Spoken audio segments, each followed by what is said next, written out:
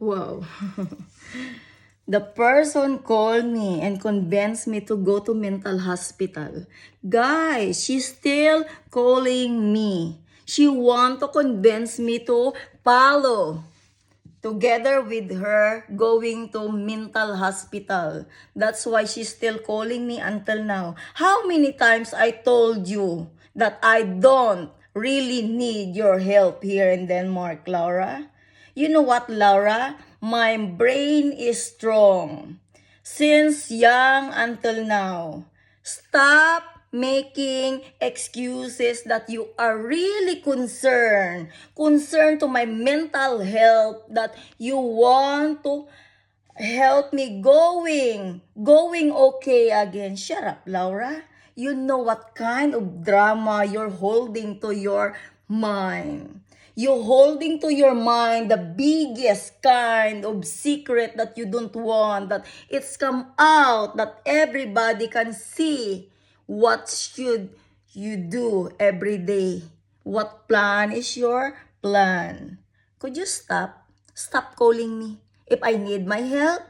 Laura, I still have a medicine from Philippines. The reason why I go vacation to be okay and bring a medicines here in Denmark. So I'm gonna be okay. And then if you think that I really need your help here urgent, no, Laura. Honest is, I need urgent help. You know what is? Money Institute, Laura. Money Institute. Because you know, my income in Denmark is nothing. And I really need help to bring my daughter back home to Philippines. And if you really need, if you really concerned to me, Laura, concern yourself, Laura. Leave me alone. Because if there's something happened to me, Laura, here in Denmark, especially if I don't have a communicate to my family in Philippines, all of you, Laura, will cuts, especially in Prime Minister, the doctors. Yes, Laura, don't pretend that you are nurse in Denmark. You are not a doctor, you are not a nurse, and you are not a medications course in Denmark. Do you remember that your job is in the city hall, in Kommun, Nordjords Kommun, and it's not your problems to if people need help. Just in case I need help, Laura, about medicine, I don't need to ask help one of you here in Denmark. Because honest is, it's very untrusted people in earth. And if you think that you can kill me like a chicken, tuk, I'm not a chicken, Laura. I'm a person. People from Philippines, Laura. Pilipina niya. Duha ingin rat o giya may medicine, Laura. Pugro na doar iki supplyas ka, doar iki lane. Pusto dumay no? Yeah, tusen tak o liber o renga may o postura may igen o igen o igen. Bildo babu po, pudi yaar ike sinsi. Laura, take note. If you kill one of the Filipina in the other country, remember, always involve army and, Soko, journalists, nice people from Philippines. You cannot kill one Filipina like me if you want. And make me scared in evening time if I'm going out. Hello? Are you still listening? Are you awake or are you still sleeping? Could you stop concern? You know what honest is? You have a lot of money, right? You paid a lot of Filipino using your using that money institute. You know what, Laura, honest is? I need money. I need money, Laura.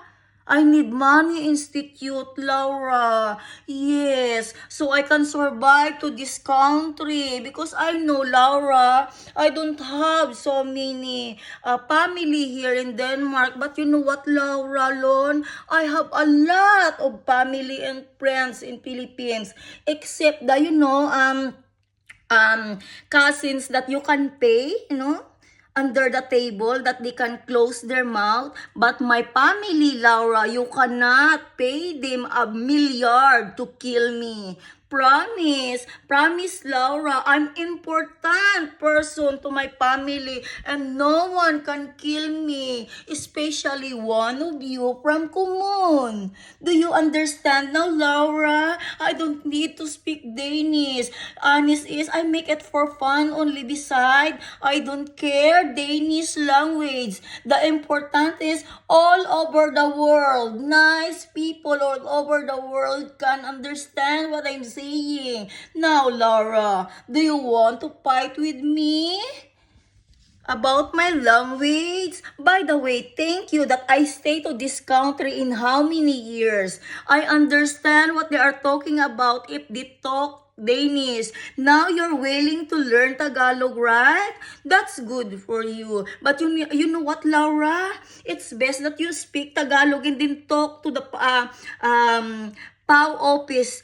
She is attorney. That if I don't have money to pay because they didn't allow me to have a job here in Denmark, she is helping me. Wow. Diba, Laura? Nice, right? Very nice.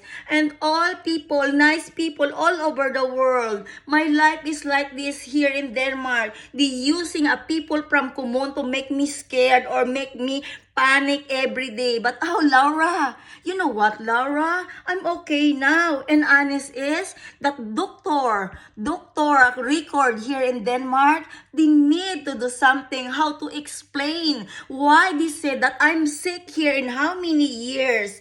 As a since like that. Since Laura, since be my why I know how to speak English, Laura, if I'm sick for sure I cannot manage to say something. Right? Have a nice day, Laura. Thank you for calling today. Thank you for watching. How are you? Bye-bye. Babel, Laura. Ha, porset ha, go de till die, okay? Yasaw na day ike. Posto domay no, tusun tak, Babel.